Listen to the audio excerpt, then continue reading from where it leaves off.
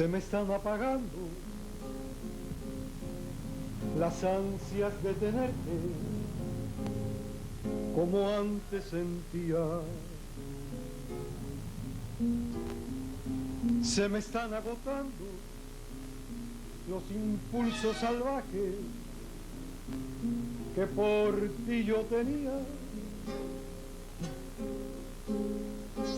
Si el amor no se atiende,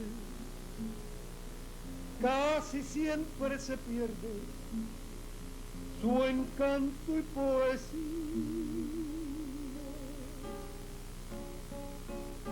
Se me está apagando sin saber cómo ha sido el amor que sentía. I'm not Cuban, but I sure like Cuba. It's a hard country to get to. Americans aren't allowed to travel there. Can you imagine that? The land of the free, and you aren't free to travel where you please. I was able to get a permit for professional research from the U.S. Department of Treasury, but it was worth it. The people are lovely.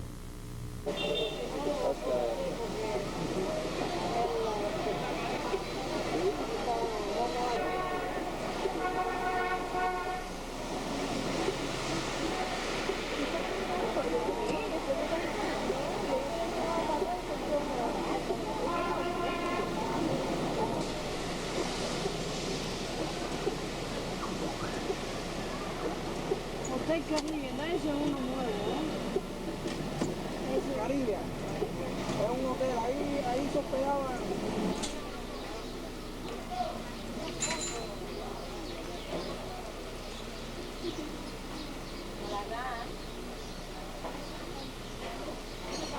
Ya quisiera Estados Unidos haberlo tenido en algún momento. Millones daban por él para que se quedara jugando con los Estados Unidos. Y aquí está. Dale un abrazo ahí.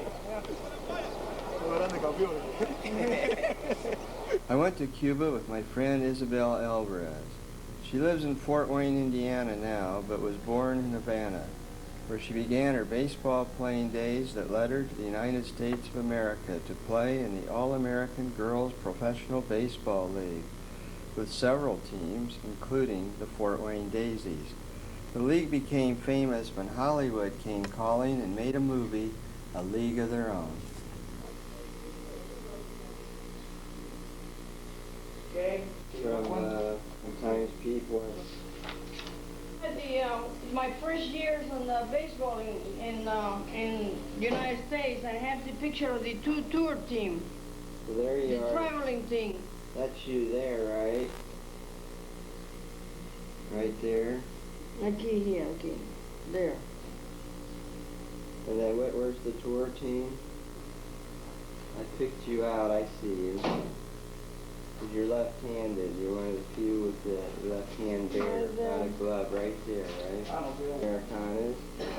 No, these are the two, Oh, that's right. You travel the Chicago Colleen and Spring Sally, the two teams we went on a tour with, and drove by bus. Wow. We did this tour in 2 years, you know, from 49 and 1950. Wow. And to have the, right here, to do the advertising for the ball game, we went in convertibles through the city. You're probably aware a young lawyer named Fidel Castro marched into Havana on New Year's Day 1959 and took over the country he continues to rule to this day. Castro did this without a shot being fired and with just a handful of ragtag soldiers, including his brother Raul and a man destined to become a legend in his own right, Che Guevara. Fidel Castro took Cuba from this man, President Fulgencio Batista takes first. puppet of the U.S. He was very corrupt, of course, and with the support of the mafia and the United States government, Cuba was wide open, and you could get just about anything you wanted, and many Americans went there on a regular basis. In 1953, for example, 80 tourist flights a week traveled from Miami to Havana, cost $40 round trip. My flight cost $255. Batista deeply despised the many of his fellow citizens who were poor, and it was on their hopes and dreams that Fidel Castro rode to victory. He told the downtrodden he would take from the rich and distribute it among them. No wonder the United States of America hates Castro so much. I didn't actually meet Fidel. Apparently he didn't realize I was in town, but he was there with us a lot of the time. I met this beautiful Cuban lawyer I call Miss Cuba, and I guess Fidel was as taken with her as I was, because in a visit to her law school, he singled her out for a photo. Right there, right there. She's a best friend. Yeah. No puede entrar a los Estados Unidos. ¿Qué te pasa? No puede entrar a los So Estados I gotta compete with Fidel Castro. What? Tell him it's just my luck I meet a pretty girl and I gotta compete with Fidel Castro. Oh, Entendí Fidel Castro nada más. yeah. Ay, a nosotros sabemos inglés. Entendimos Fidel Castro en inglés. Fidel Castro en inglés. Oh, yo creo que dijo que ahora que te conoció una muchacha tan bonita, ahora tiene que fajarse con Castro o competir con Castro. No, dile que ahí no hay competencia. Oh, no hay competencia, there is no competition there. Fidel Castro no. Que eso fue solo una vez y ya, eso no es. Yeah, just a school picture. This is going to Fidel. Yeah. We want it to be. I would like for that to be expressed nice and understandable. So my brother helped me. Sure.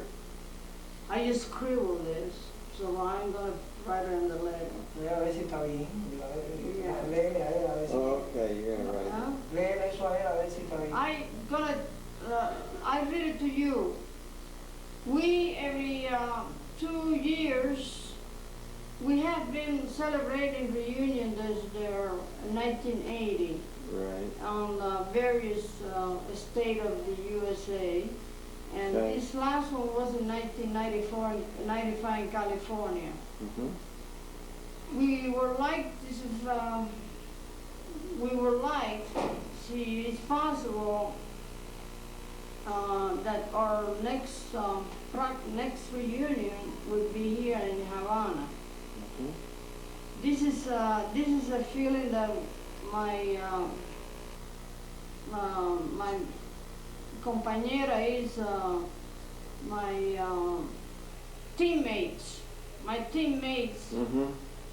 feel, because in the year of 1947, the spring training was here in Havana, Mm-hmm. and on exhibition games. Mm-hmm. So, sincerely, Isabel Alvarez. It's quite a thrill. I tell you, I never rode in an airplane before, and we took that little airplane over, and I thought we were going to go down in the ocean there. And then when we got there, I've never been to a foreign country, and we were well protected, and it was interesting, very interesting. And the fans, they were fantastic. They just, we outdrew the Yankees when they were there. Amazing. Yeah. Amazing. The only thing we couldn't, we didn't know what to eat. You didn't know what to order, and you didn't know what you got. Just hope for the best. That's right. So we were at Sloppy Joe's most of the time, eating their corned beef and sandwiches. You got that figured out. That's It all was we safe. did. Yes. Yeah, but we had They knew we had a wonderful time there. We had a good spring training, and it was great. Would you want to go back if we can arrange to have some kind of a reunion or something? I don't know. I'm a little leery about going back. Yeah? Because of the With the bombing and everything, yeah, and the restrictions and everything, and you don't know the feelings yet. I can't wait to meet all the girls again because. She's always anxious to see me. That's right. I'm always anxious to see Alvarez. Alvarez. Sure. Good stuff, No time for boy. You were too tired to go out with boy. He would have a practice every morning at 9 o'clock, 12 right? o'clock. We'd go home and rest, and then be back at the ballpark at 4:30. You had a big following, right? I mean, you packed the stadium for We your had about game. 5,000, a game there. All those Rockford fans were just fantastic. And all over, not only Rockford. places. How'd you travel, by bus? We traveled by bus, yes. And you know, they didn't have expressways then. So when we were going from Rockford to Grand Rapids, we had to leave right after our game on the night before, and we'd get into Grand Rapids about 7, 8 o'clock in the morning because we went on these back roads, these farm roads, you know, and it was on 2-lane highway. So, Wow. yeah, that's all we had before the expressways came. You don't remember, you're too young. Yeah, I don't It was remember a that. long way back. Boy, that must have been a rough, some rough trips for you. Yeah, they sure were. They were long. Did you ever miss a game because the bus got broke down or No, anything but I like remember there were 15 of us pushing the bus into town one time. So it just stopped and wouldn't go, so all of us got out and pushed. You were saying, this isn't in my contract, Yeah, where's right. this? But everybody laughed because the cops were at the town when we came in, and here we are pushing the thing in town. That's why I don't think there'll ever be another league, because we had to eat at certain places. You couldn't smoke in public, you couldn't drink in public, couldn't wear shorts in public, you had to wear skirts or dresses, and there were only certain places you could go. You had bed check, you had to be in at such a time. Do you think those kids nowadays would do it? They're not No, doing it's it. money. It's completely different. That's right, yeah. One little boy asked me, he says, how much do you think $70.45 would be today? He was a smart, I gave a speech at 4th graders, and this one kid asked me, Yeah. he says, how much would $70 be today? I says, I have no idea. I says, but you gotta remember, in 45, sugar was 5 cents a pound, gasoline was 25 cents a gallon. I'm Helen Filarski-Steffes, and I'm from Detroit, Michigan. Oh, it's exciting, you know, all that action out there. Yeah. It was really great. Thanks for sharing your memories. Oh, you're quite, I wish I could express my feelings, but you can't express your feelings for something like that. It's something I'll remember until I die. Yeah. Greatest part of my life.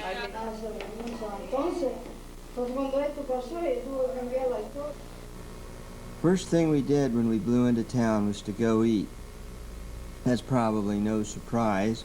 The restaurant was located in a private home, something that's become more common since Cuba lost Russia's support.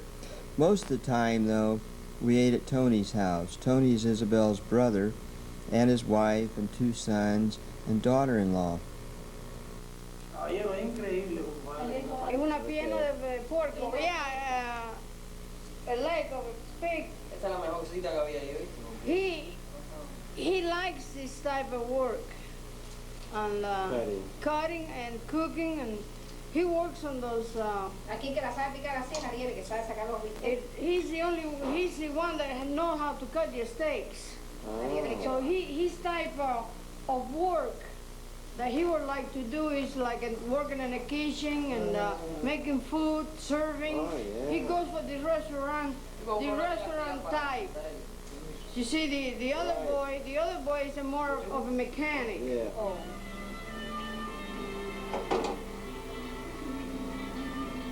Yes, he is. You want to film me? 52 Plymouth. No, it's a 56. 56, excuse me. This is Ariane, one of my nephew's wife. They just got The married. nurse. She's short. She's a nurse. Yes, yes.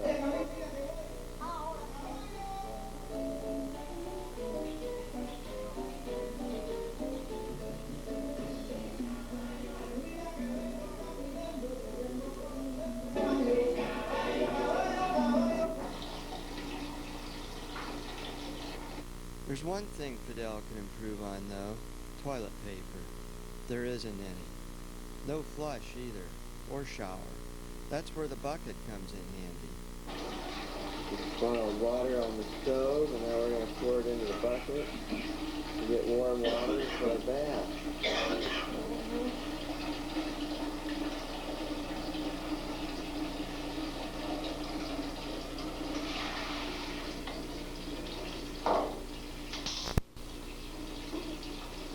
Terry's ready to get a bath. Take it back.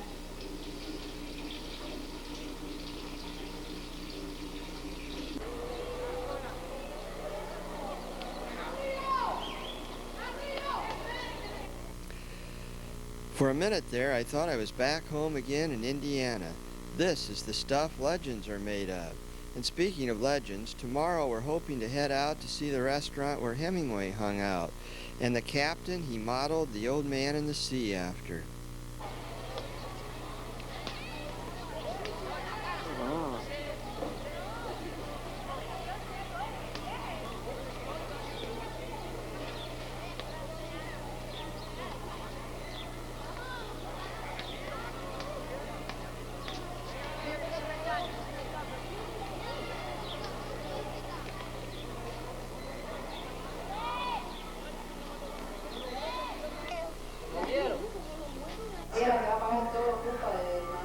Necesito tomar agua.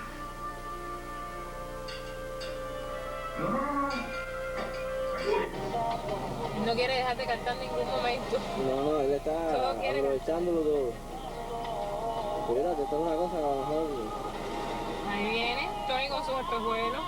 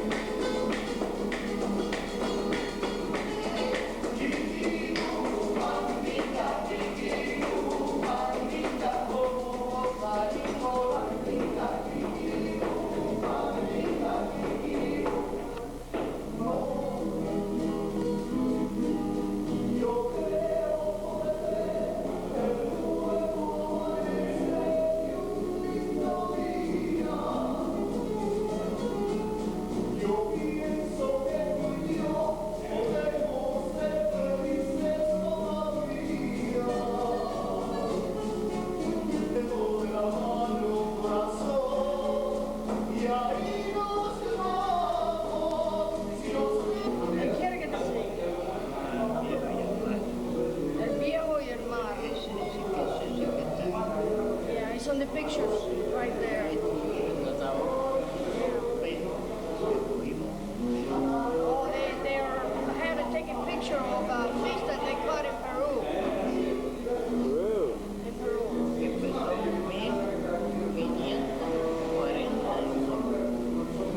It weighed 1,540 pounds. It weighed that much, that fish. Cuando you has taken picture of the picture. I didn't know it weighed that much.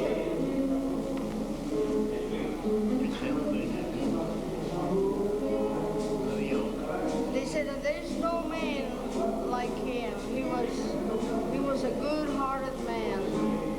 He was a good man.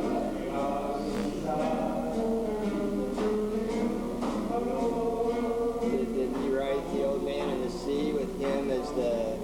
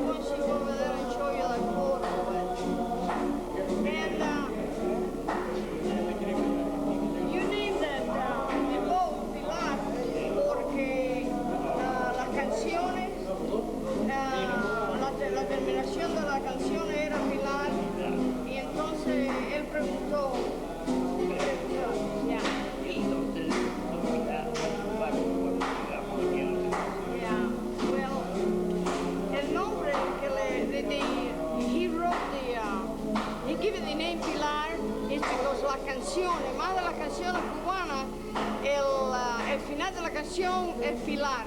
Y entonces Hemingway preguntó, ¿pero qué es filar? Y entonces él decidió que iba a nombrar he was going to name the boat Pilar.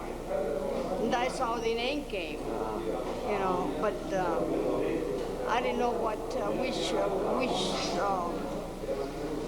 I don't know too many Cubans sing, but eso, I see, that's why it happened, how the name got in, okay? And ask him how he likes Cuba. Oh, how do you like, ¿cómo te gusta Cuba? ¿Cómo te gusta Cuba? A mí me gusta Cuba porque yo me quedé aquí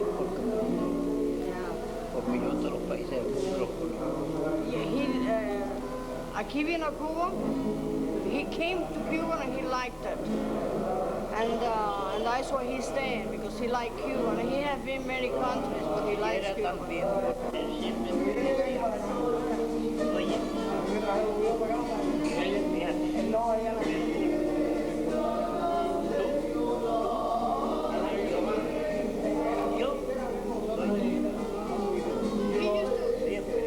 used to tell her they were such a good friend, and he used to say to him, you is you, you is me, and me is you. They were so close.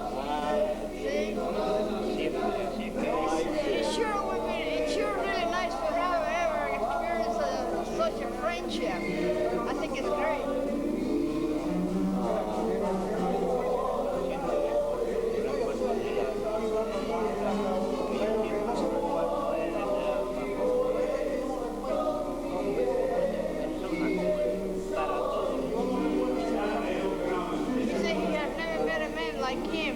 Such a good heart. He's always think of him, always. He was a good man.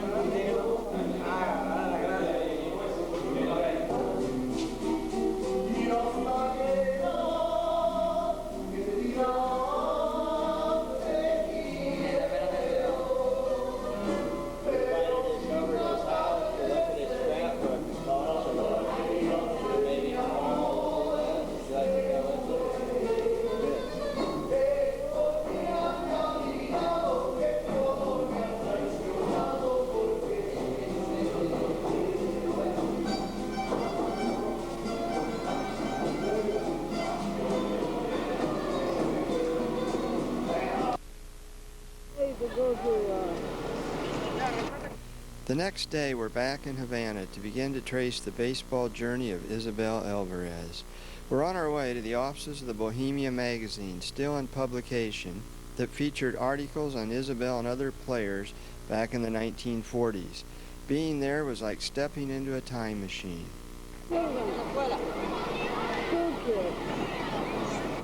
Y sobre todo ahí vas a encontrar, cuando voy a buscar la historia, porque en Bohemia salió publicado en cada revista esta, por ejemplo, en esta revista, por ejemplo, el 4 de enero del 48 está esta fotografía. Esta fotografía está el 4 de mayo del 47. Qué bueno. Esta está el 20 de marzo del 49. Sí.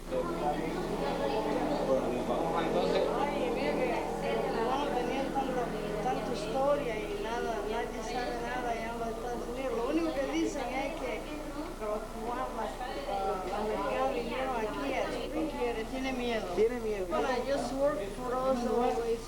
Amazing. We're very lucky. Another good idea I had to come here, right? Yeah, we sure have been very lucky in this research for what the purpose that we came here, Terry and I. We didn't want to waste our time. I don't think we're so far without wasting our time. Los americanos pagan.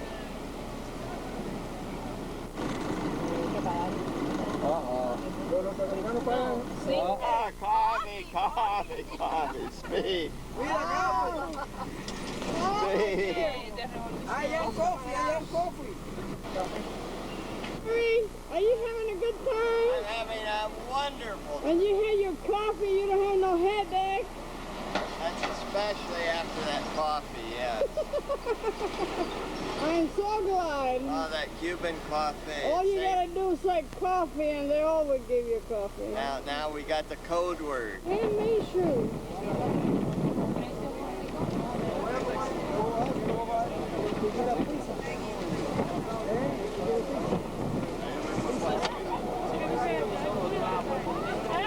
having a great time. Terry's having a great time. He just runs around. He's just running around. That good-looking girl, Cuban girl, she been with us all this time. Look, he's happy. He's a happy guy. He's happy. Coffee and good-looking girl. Right, yeah. Good-looking people.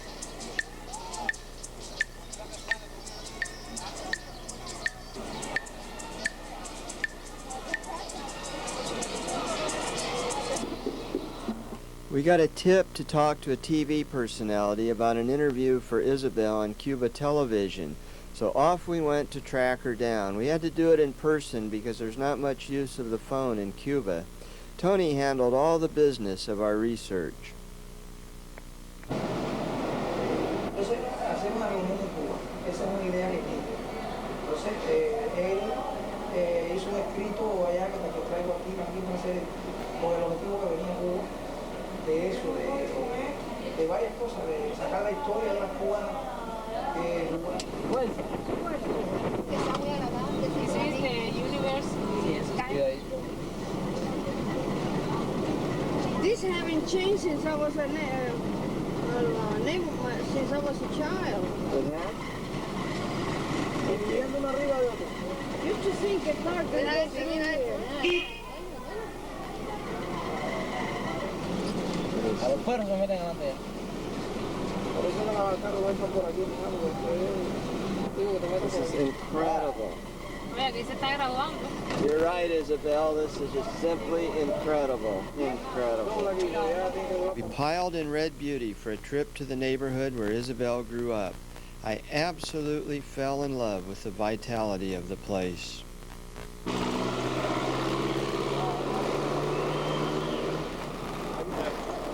En la calle de Casada del Cerro, número 1434. Vamos entrando entonces. De aquí a mano derecha, en el apartamento 11,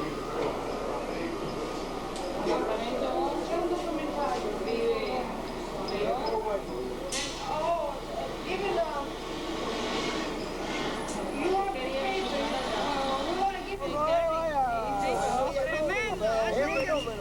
Es fenómeno. Es un día que es fenómeno. Eso sucede 30 y pico años de la 40. 40 por lo menos. 40 años, 40 years. 40 years. 40 years. Is it that we just met Mira at una the foto, street? ya estamos hablando inglés. Mira cómo es. Isabel, you're always picking up guys in the street. I don't know, we just, I tell you. So it might be happening if we walk the street more often. I think we're going to find a lot of more.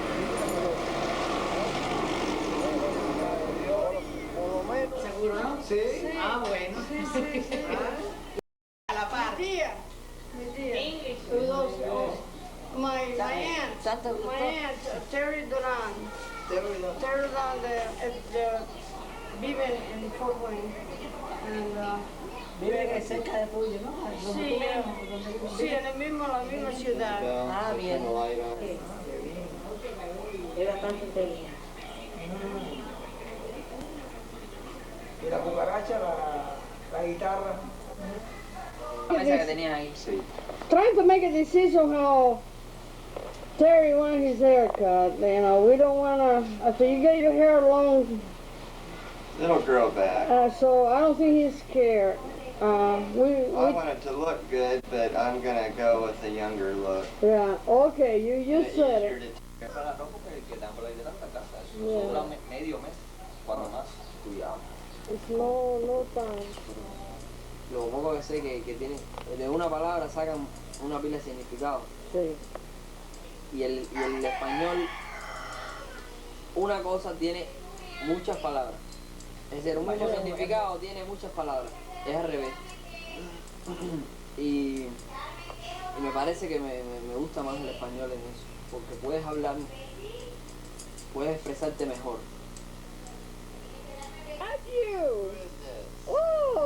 Pregúntele si él se va, como él le está sin afeitar. No lo van a afeitar completo, que lo que le van a dejar es las puntas de los pelos afuera.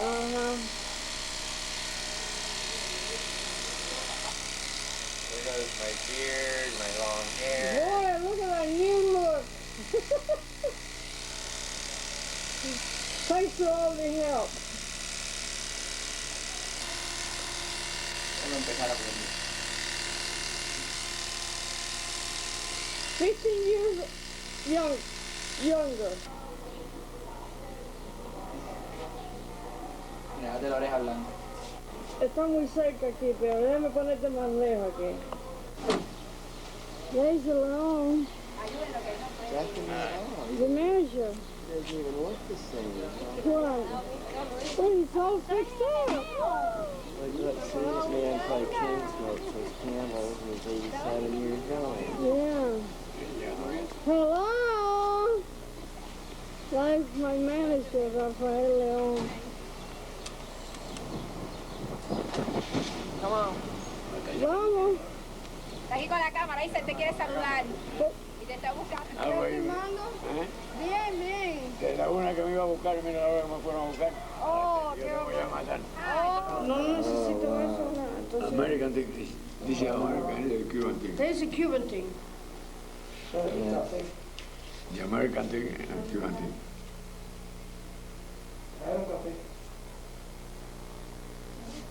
We're gonna drink some. Perfect. Oh, beautiful. We're gonna drink some coffee. Yeah. Beautiful. Coffee. Coffee. Okay. Oh, look at Ese, these are Good. priceless. girls, American girls, these are American. Was he the manager? He didn't manage both. He managed your team, right? Right. He. Sí, American, estos son americanos, de la primera. Para un momentico, voy a tomar café. We're gonna drink some coffee.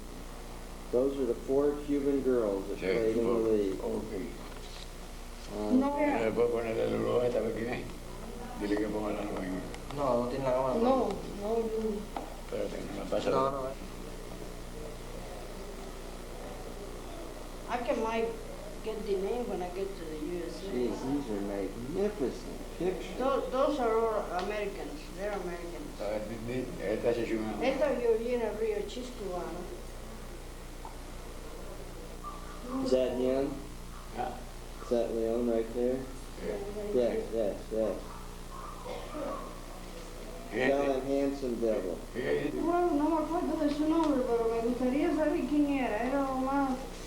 pero puedo poner la logo aquí en este. Quiere montar esto y tú sabes, bueno, y tú sabes, puedo ayudar ahí un poquitico si puede. No, más o menos. En Miami. Ahí. Tony, mira. That's you, isn't it, Isabel? Ese Ariel.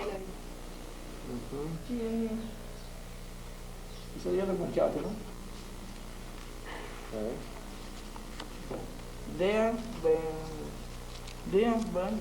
Tony, ¿Qué? como esto lleva Like crazy. He's There you go. 87 and he always smoked Camel. Camel cigarettes. Oh, you smoke always. Tú siempre fumaste Camel.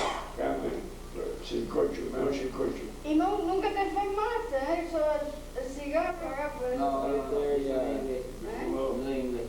There's the key to good health and long life. Yeah. Right there. Man's 87 years old. Look ¿Con at cuánto him. paquete? ¿Con un paquete de pesos? 10 No, no, pesos. Yeah. $10. For one. Que le es difícil. Right. Por la catarata. Como tú me preguntaste qué clase de manager fuera, buenísimo. Pero muy strict.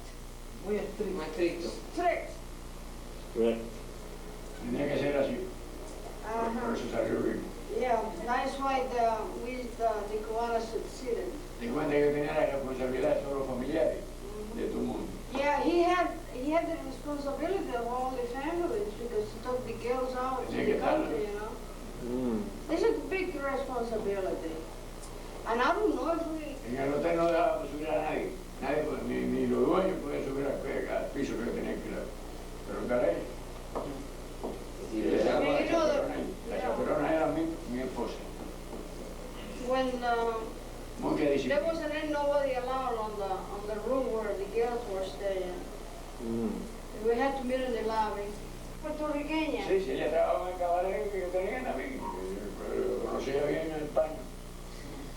Este hombre no toleraba nada. No, no, I mean, no, he didn't tolerate nothing. No, sí, yo- And if he ever saw anything that Yo just fui out con of usted line, una pila de he veces. just picked them out. Off the team. You have to have the discipline, you know. Bueno, Despídeme ahí de tu mundo aquí. sí, Marina, ya se van. Oh, now. Ese está duro todavía. Sí, está cansado, ¿ah? Seguro que sí, ya. Bueno, ya tú sabes, bueno, entonces, ok, ya tú sabes cómo es.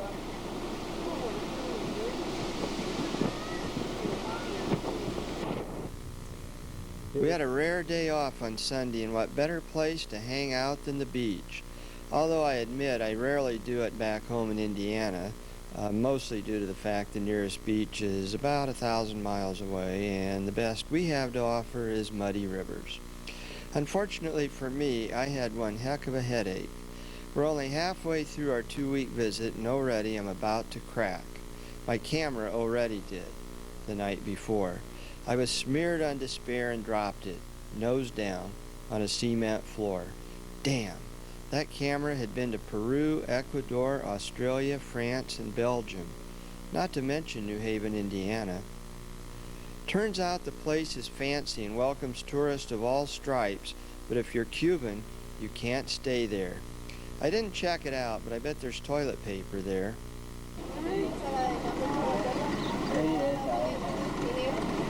Esa, que vive en el edificio ahí, ¿o no la cuadra?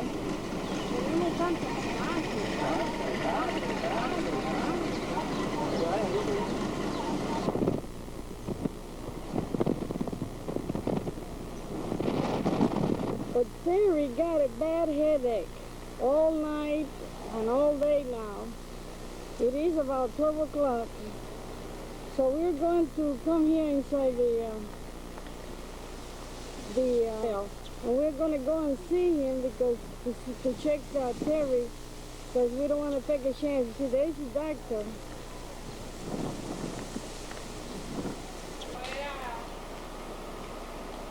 This is free. See, Terry has as I was saying before, you know, they have a doctor here 24 hours a day. And they're going to check his blood pressure. And he has a horrible headache, and he's going to give him coffee to him. The doctor, his room, when he's on duty, the bed, very, very good.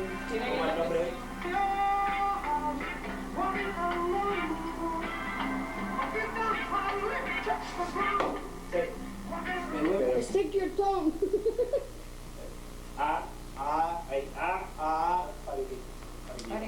And you know, this is a very good experience of how the good things such as about Cuba. I can't believe You can't believe tell that this. somebody you have a headache, they take you to a doctor's office and it's free.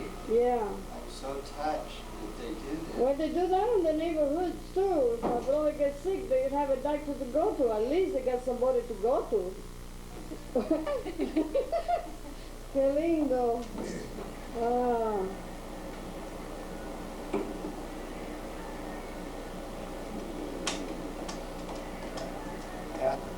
The what? You know, normal, the typical. Like, Oh, esto es, lo pasa cada rato.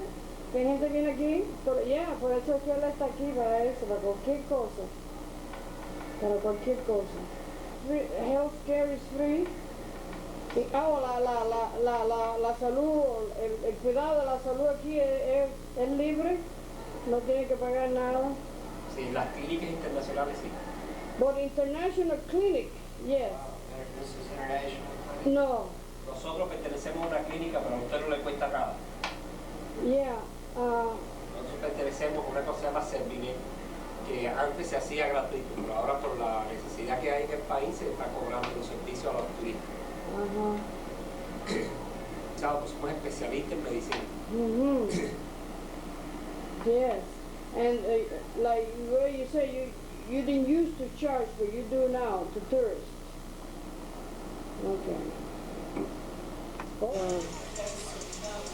Of the hotel to Terry's gone. I give him an answer and he's gonna get some coffee. I told Terry to give me a couple $, because I mean everything here is free. Health care, and if you go to a clinic, in a clinic sometimes they charge to the tourists, but here in this hotel, they got this service that is free for the people who live in this hotel.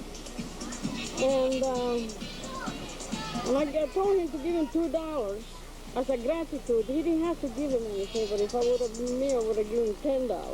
Ok, y recuerda que estamos en tiempo The service is worth it.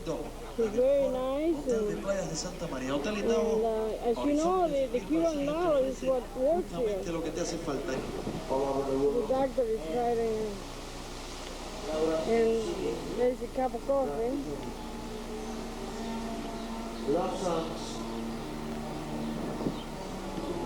Muy bien.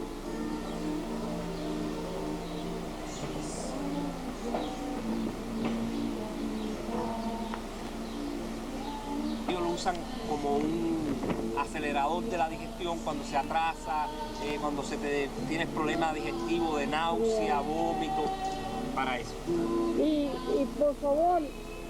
Entonces, aquí dice, doctor especialista en medicina general integral. Medicina, hacemos ginecología, medicina, leyes, las tres cosas.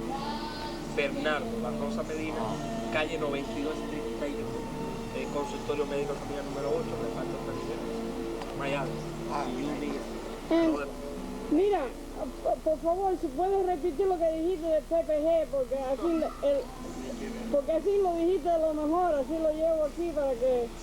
No, que es un medicamento cubano que es para disminuir el colesterol y los triglicéridos. Que se ha comprobado que es muy bueno, que tiene una gran efectividad, pero que no tiene efectos secundarios. Solo que se habla de que un 18,93%, un 18,93% estimula sexualmente. Se ha hecho famoso por esto, pero es para el colesterol. Mejora la circulación, evita el infarto, evita la cardiopatía isquémica y las personas refieren que bajan de peso, por ejemplo.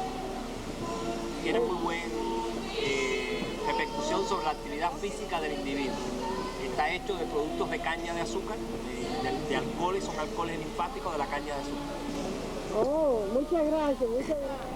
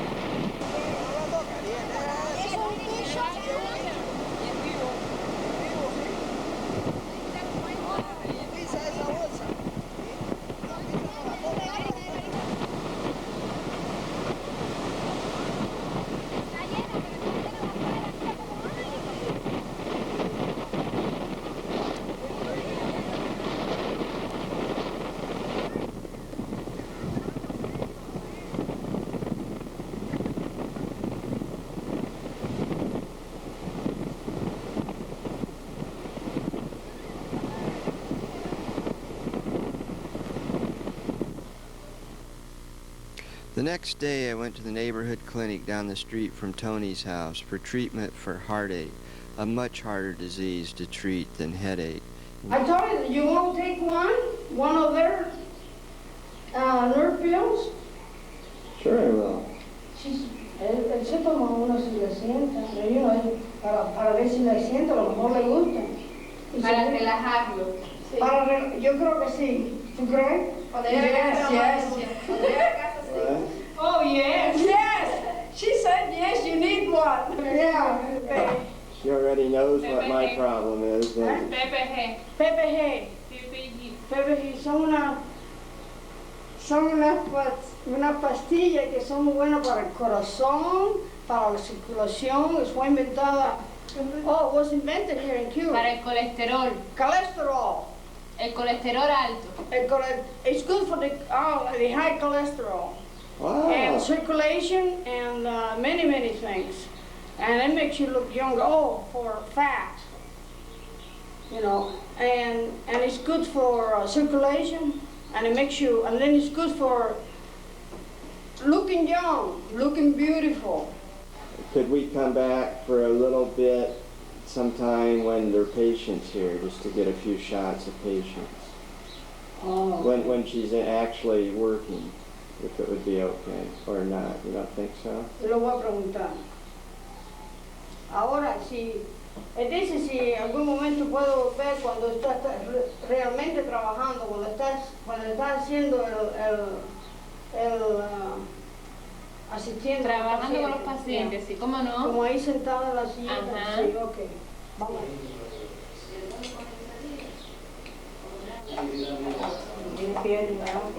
¿Desde cuándo es así?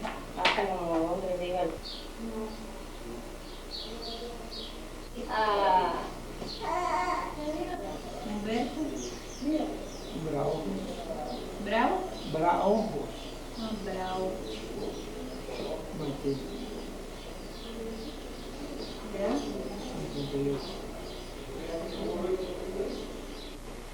Bueno, que esto en médico de familia es un trabajo directamente con la población. Okay.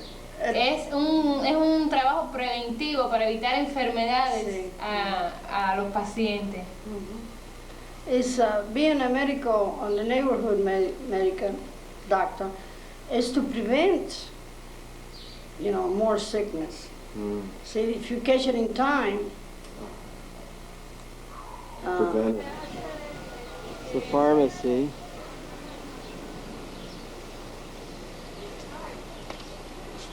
That's where we're gonna get. That's where they get the medicine, prescription. Is my grandmother. Her name is Carmen. And he is my grandfather. His name is Leandro. She is my sister. Her name is Mariela. She is a doctor.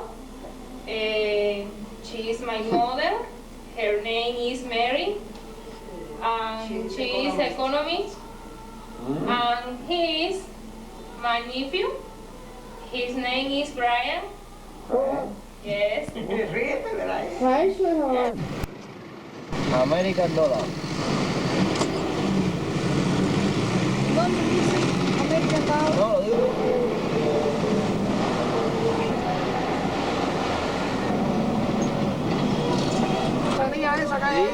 Sí. Ahí a lo mejor ahí ves algo. Cahue, camión este. Esta gente lo bota seco. Comunistas esto. Vamos a ir a otra parte. Vamos por ahí. Claro que hay un espacio ahí. ¿Dónde está?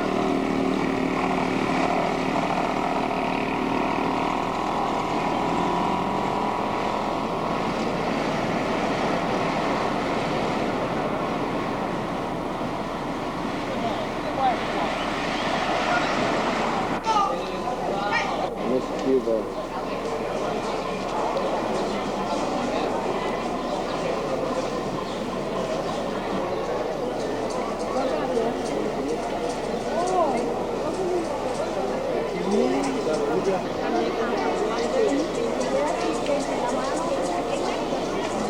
Mira.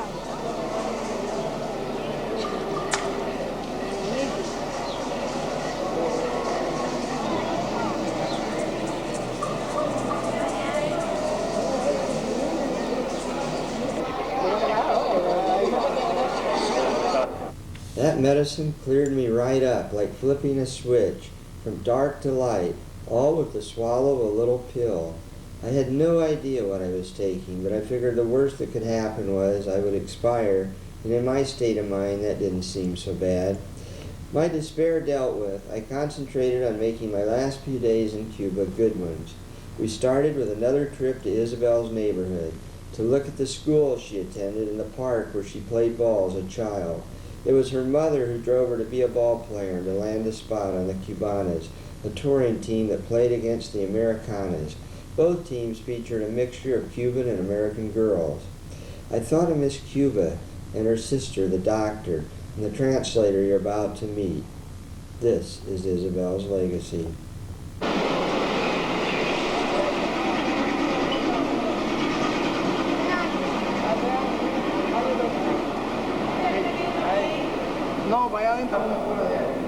This is an art school now. Art.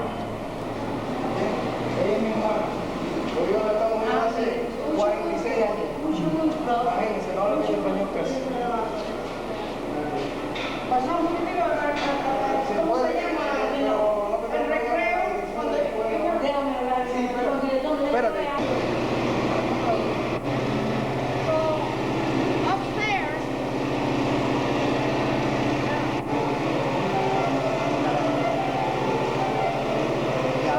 And right here, Terry, this area never changed.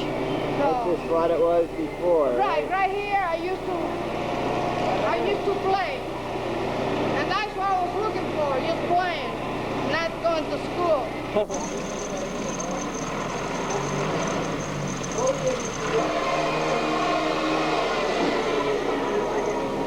Isabel, what are your feelings looking at this park we used to play ball?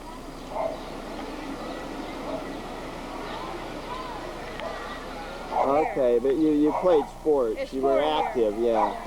And it was close to where I live. And then over there, that building over there,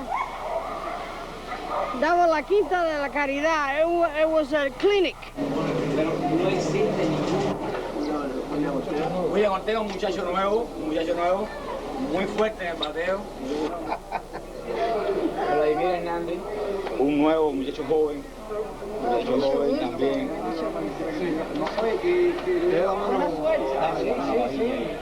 Dame un abrazo a Padilla. Un abrazo. El Duque,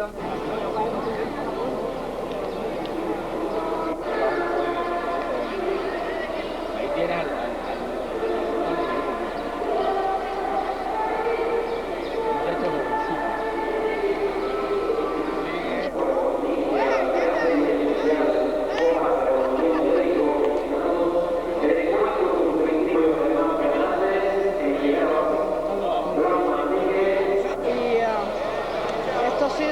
tremenda que no tengo palabras para decir. Me voy a poner a llorar.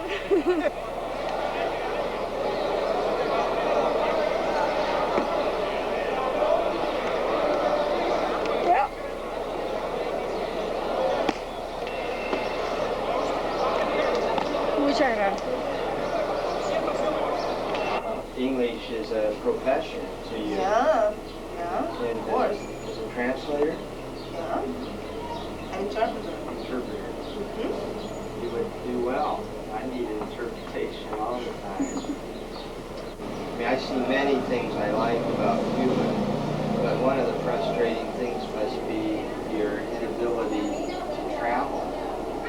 How does that affect you, you know, in the way you plan your life? That I assume you can travel in Cuba, is that correct? If you wanted to move to some other city in Cuba. Yeah. But there's no way you can say, well, I'd like to live abroad.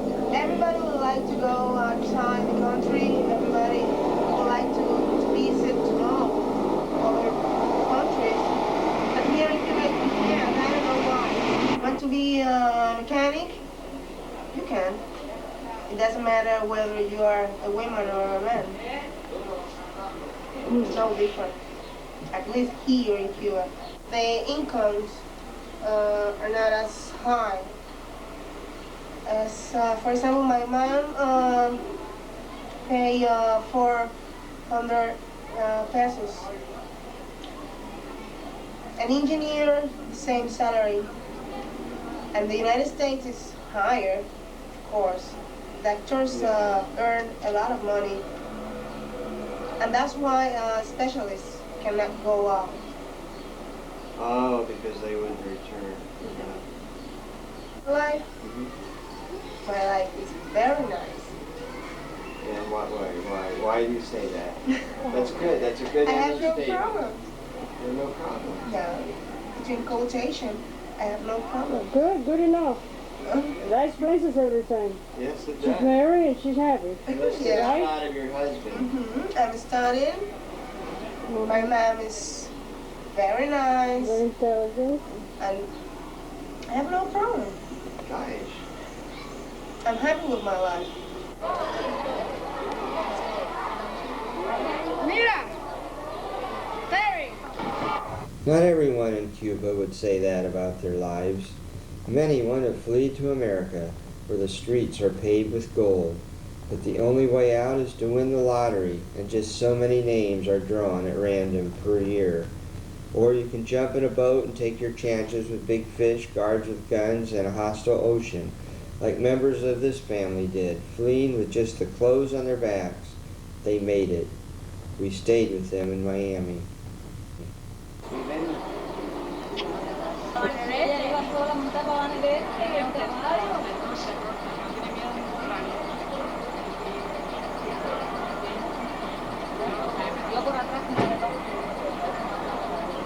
Here in Cuba, the American dollar is the king or queen.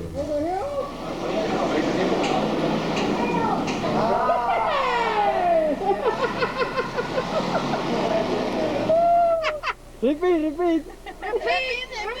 Oh, repeat. This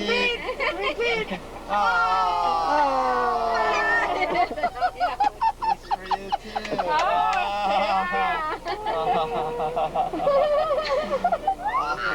Yeah!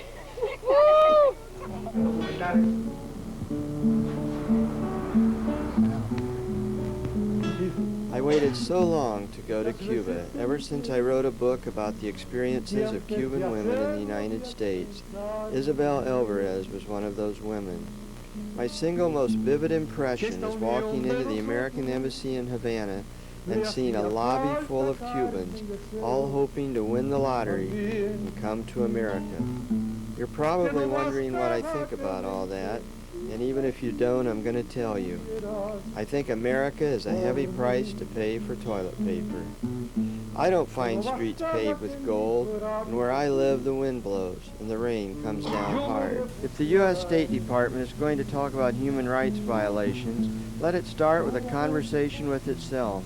And if human rights is why I'm banned from going to Cuba, then ban me going to Washington, D.C. too. Listen, there's a hell of a good country next door. Let's go.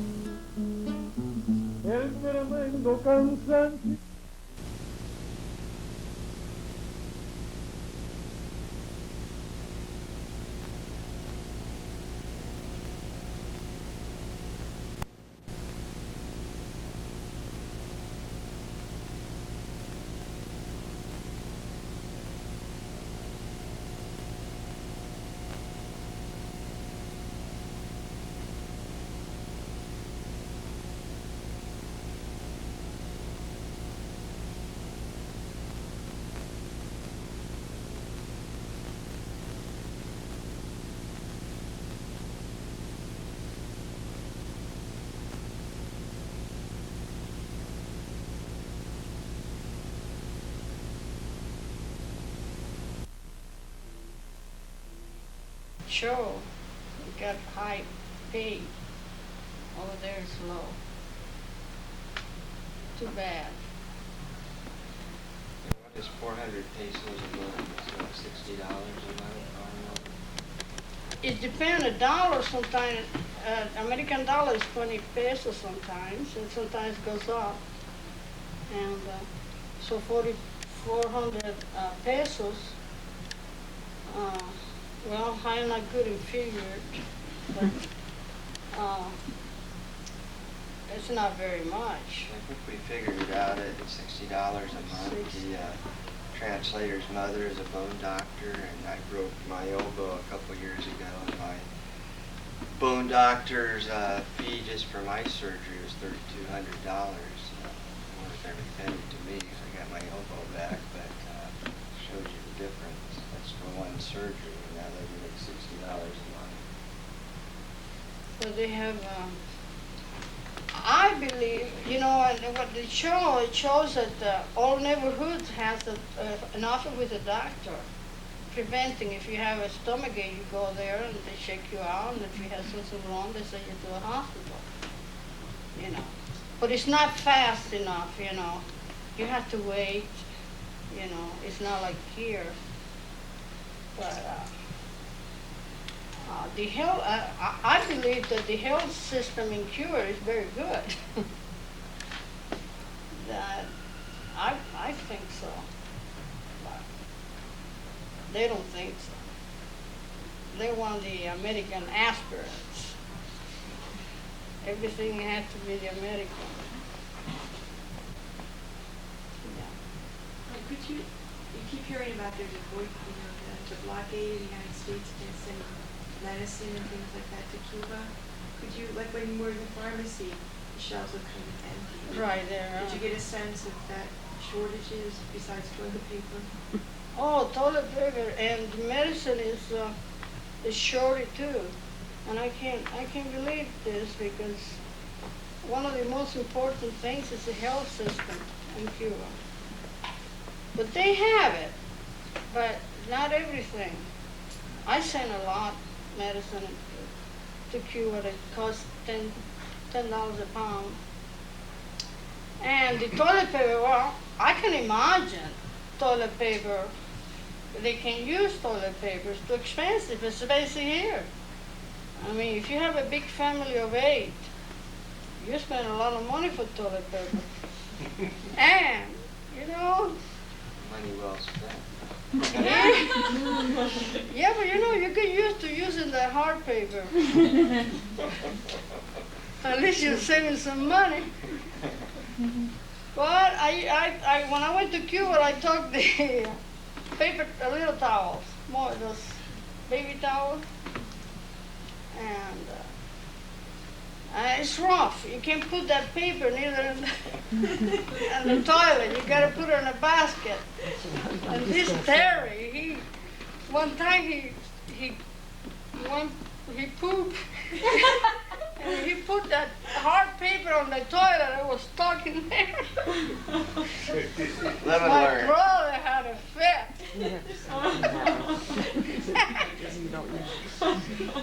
Plucked up the thing, but then my brother came out with a lot of buckets of water, you know, pour. He didn't say too much, but he probably wondered what he was thinking. He probably thought he was in USA. But we don't even put the hard paper on our toilet. So. But I blame Terry for doing it, because I didn't do it. I know better. But you see, we were using the same room, the same bathroom. They had 2 bathrooms. And Terry and I were using the one. They never got in our bathroom. So it had to be me or him. He probably had one of those headaches, you know. It's a headache day. Or maybe that nerve pill that they give him, you know, like to kind of help him with the problem that he had. Cleared it right up, whatever it was. That audio that got messed up, that's what I said. It cleared it right up. And this is the first time I went to Cuba with an American after so many years. You know, and filming. I mean, I had a lot of little stress out, you know, because my brother, they're not used to this. You have to, you know, you can't blame them, you know, they're not used to cameras and things like that. Now that the Soviet Union basically is gone and the help to Cuba has diminished, how's the feeling from the regular people about changes in Cuba? Do you feel like the Cubans resent the way that they live now, they want changes? Do you sense anything in the regular population about becoming like Americans or something like that? Well, it's hard to tell. I don't know. Yeah, they want to be like us here, but there's two parts, you know, and the army, or what is on the side of. Some people don't want changes. Some people want to stay that way. So they control quite a bit of Cuba. So I don't know how. They want changes, but they don't want it all away. They just want to get along, and they don't want to change. They just want to have a communication or a friendship, and no blockade and things like that. So Castro, he always said that the United States wants to change. It had to be our way, you know. But I don't know. You see people demonstrating in the street, like a marching or protesting? No, everything is pretty quiet. People are more, it's more democratic now. I saw a line of people walking in the night in the beginning of the film. I thought it was something. Oh, people are out at night and waiting for the bus. They probably want to get home. All those people line up like that, that's waiting for the bus. You see the big bus? Yes. They call him an elephant. The elephant. Camel? The camel. They look like a camel. And everybody gets together there, all one against each other. What is going on there is phenomenal. You know, I mean, you get to feel everything from everybody. They got a bad press or whatever. You get out of that bus, you go like this.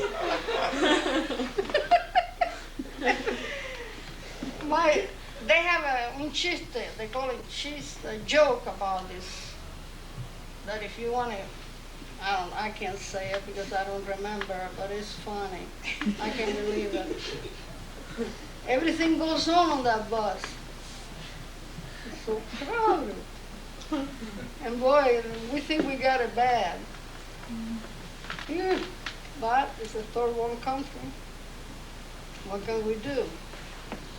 We always got, it's too bad. Good people. Terry, you said in the film there that you were able to get a visa because of this, doing this documentary. Is that what you said?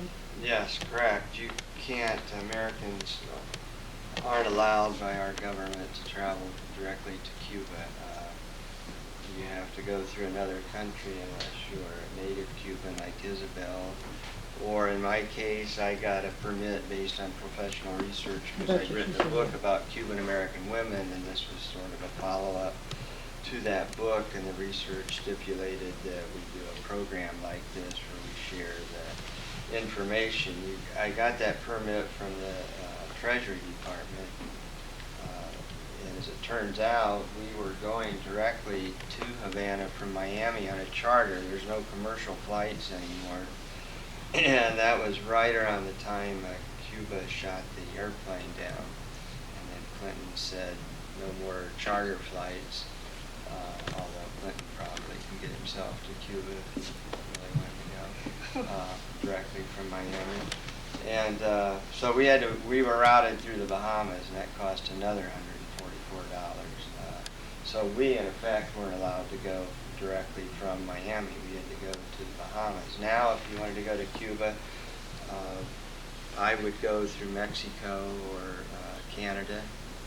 I hope to go back, and that's probably the way I would do it. In the late 70s or early 80s, I went there, and we went on a tour that I scheduled right in this country. And I thought they were going to go back to that again. And, you know, and I knew they stopped it after I had gone, but I thought they were going to go back where you could go on tours to Cuba. Ben's Ramos Brigade's still Pardon? Venceremos Brigade still go? Yeah, I think there's education conferences and things, and I think these people get permits like I had probably from the Treasury Department. It's not a visa, it's a permit, but you do have to get a visa too. It's interesting because we went to the American Embassy in Havana, and why America would have an embassy in a country they think is so wretched, I don't know. But there you have it. You walk in, there's an American soldier. We talked to an American official, and the most staggering thing of all was, and you saw in the video that envelope, the name on it, that represented the hopes and dreams of practically everyone in Cuba, because they all want to come to America, and really there's only two ways they can get here, by and large. One is the lottery, and Isabel and I delivered about hundreds of those envelopes to the American Embassy. And they have a drawing every year, and I don't know exactly how many names they draw out, but the day we were there, there must have been 50 to 100 Cuban people in that lobby, knowing their chances were about the same as our winning a lottery, money lottery, but there they were, and so that envelope represented their hopes and dreams. And the only other way, and I said that, but it was one of those videos that got doubled up, is you just jump in a boat. And the people we stayed with in Miami, Isabel's friends, literally got to Miami just with the clothes on their backs. And that one family with the man with the geese, that was their family. And my understanding is they just one afternoon, somebody came and said the boat's ready. And it's not like, well, let me go home and pack and take care of all this. It's like we're standing here, they say the boat's ready, and you're out, you're gone. You're just walking. And you take your chances with sharks and weather and the Cuban police out there. My nephew always wanted to come on one of the boats or raft, but the family never want him to. He thought maybe I could get him in,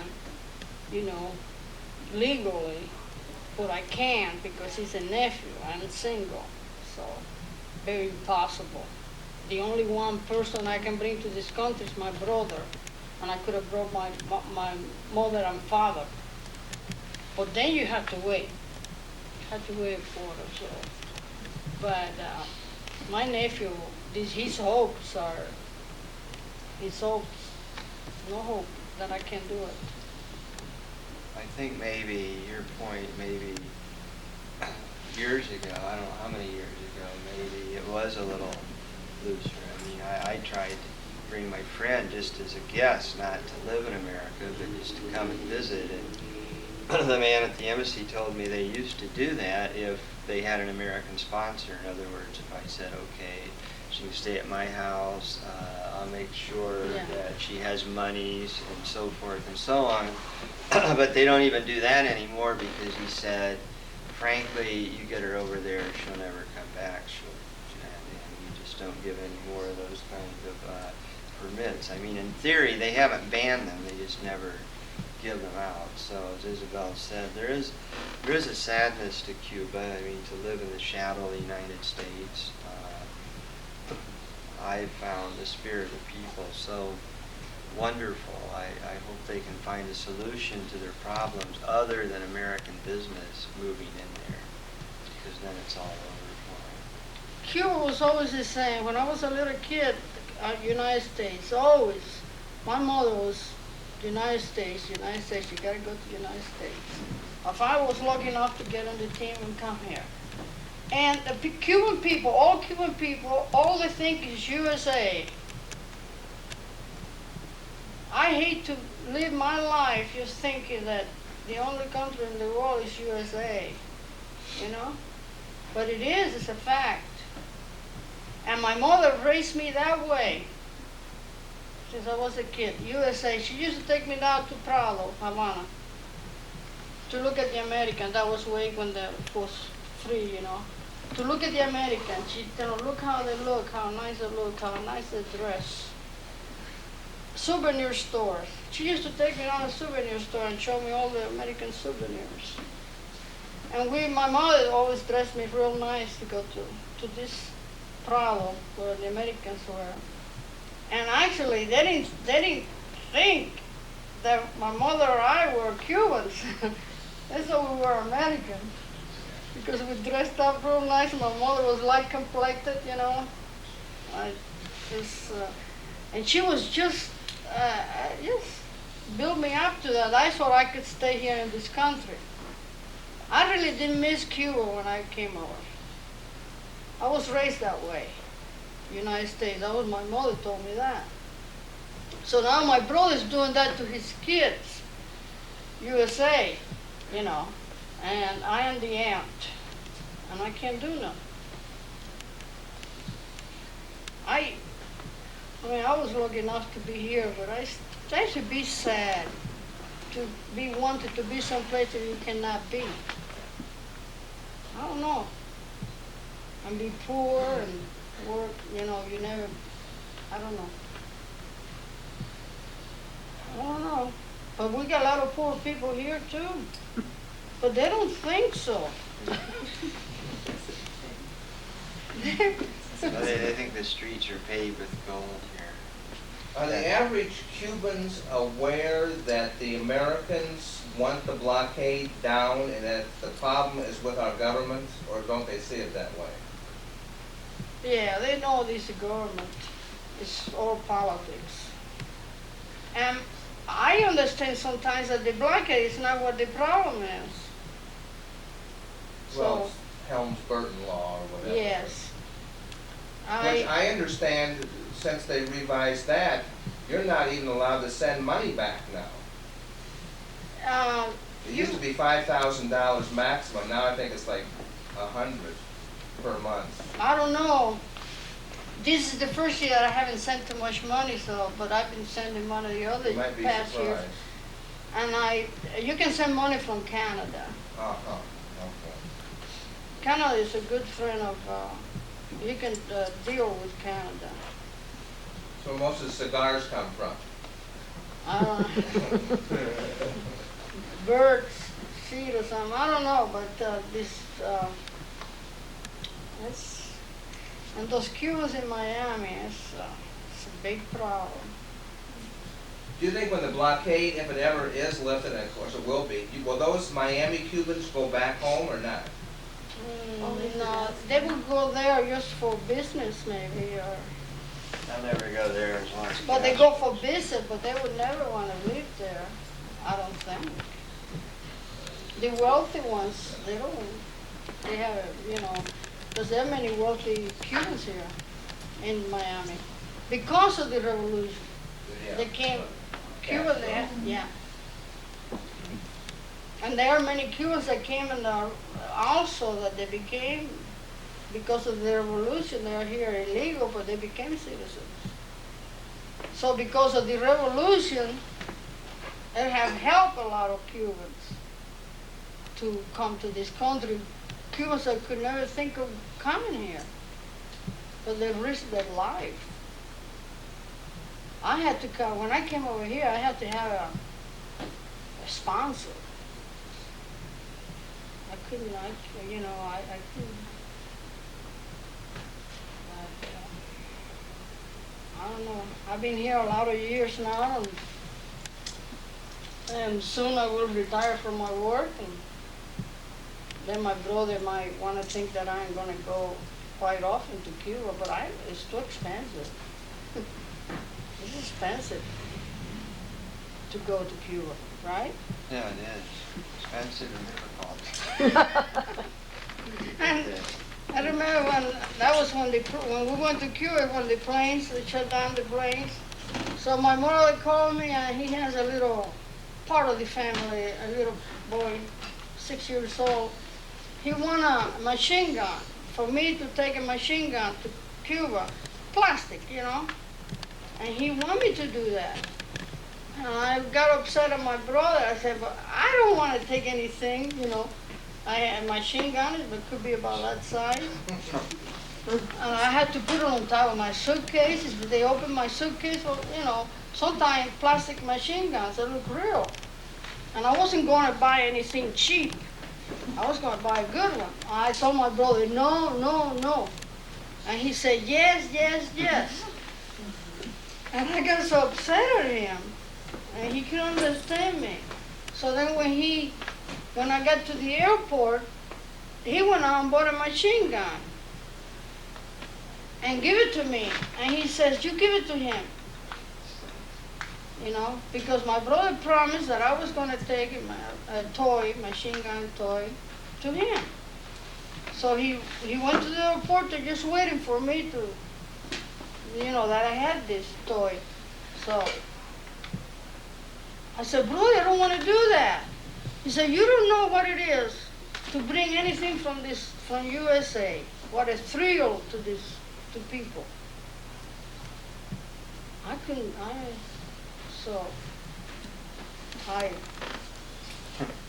It's USA. I mean, the biggest thing that we have in the whole world. And then we don't appreciate it. Sometimes, you know, we bellyache, complain, you know. But we got, look how much sickness we have. And we got the same problems that they have. But we have more money here. They think. Did the Cuban government want to look at your film before you brought it back? No, we were lucky enough that everything just... Nobody, although people were very free in speaking to us in the sense that nobody said, I want to talk to you. Nobody wanted to talk about anything political, mostly for fear that my tapes would be taken from us in customs, and then their image right there would be in some office.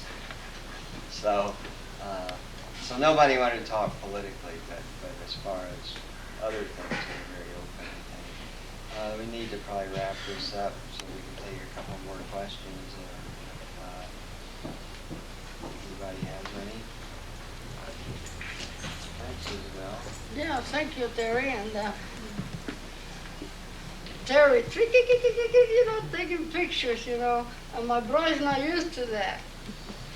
And there were police. They told him, my brother told me, you said it's free to take pictures. And we had a lot of freedom, too. Yeah. And everybody just smiled and everything. So one time we were going by the car and there was this policeman. And my brother screams. Yeah. Remember? Right. Yeah, I was getting mixed signals because one time there was a big truck came alongside us. And I thought it was police. And man, I put that camera on the floor and tried to look real inconspicuous. And they're all yelling at me. Well, they were mad at the truck driver. He was crowding our car off.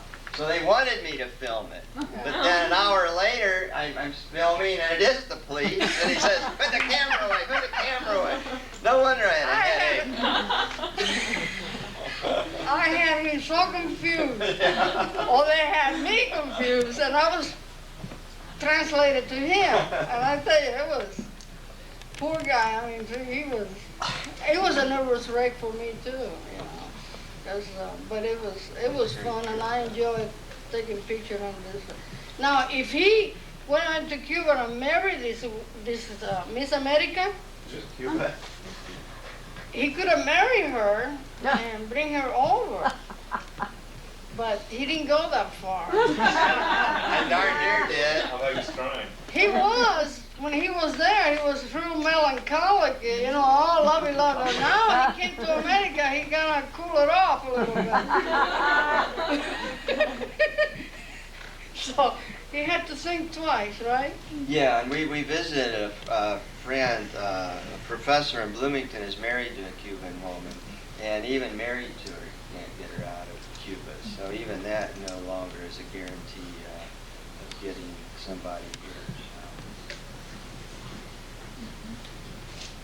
Well, thank you very much, Isabel.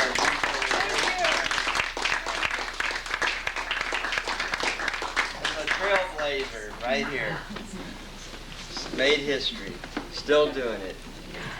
It was an honor to be able to go with you. Yeah, that was good. Thank you.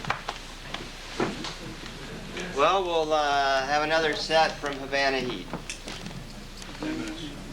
Take a little break and come back with Havana Heat. So please stay.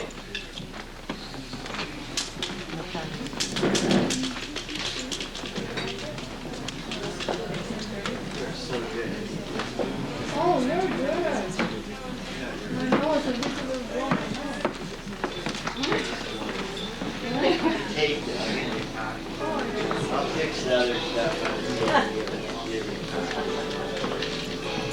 know, she was good on that, explaining about going to Cuba. Remember that James on Oh, yeah.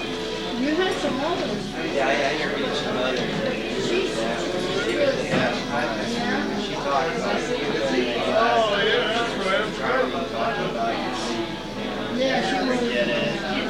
Did you really send that letter to Castro? Oh, yeah. Have you gotten any reply? Oh, yeah. Yeah. He even told me. Castro? Yeah, Castro. I gave us a call. I said, yeah, but just said, yeah, you called me. Next to Castro, he hires on the sport department. Okay. It's just too bad because I need that. I'm waiting on the left. Give it a sec.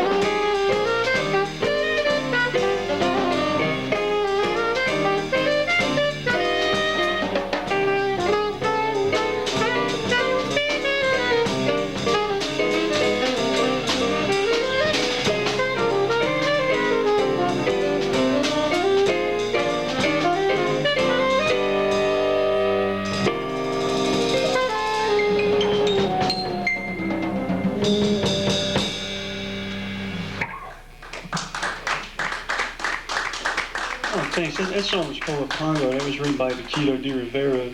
We're going to do another song. It's Bossa Nova, written by Paquito. In fact, our whole band, when it first started, we initially started doing mostly Paquito's material. He's from Cuba. So anyway, this is a real pretty Bossa Nova that we're going to do.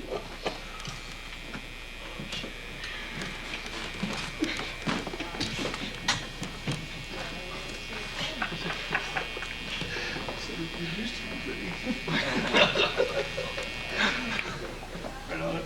Whoa. Right on it. Yeah.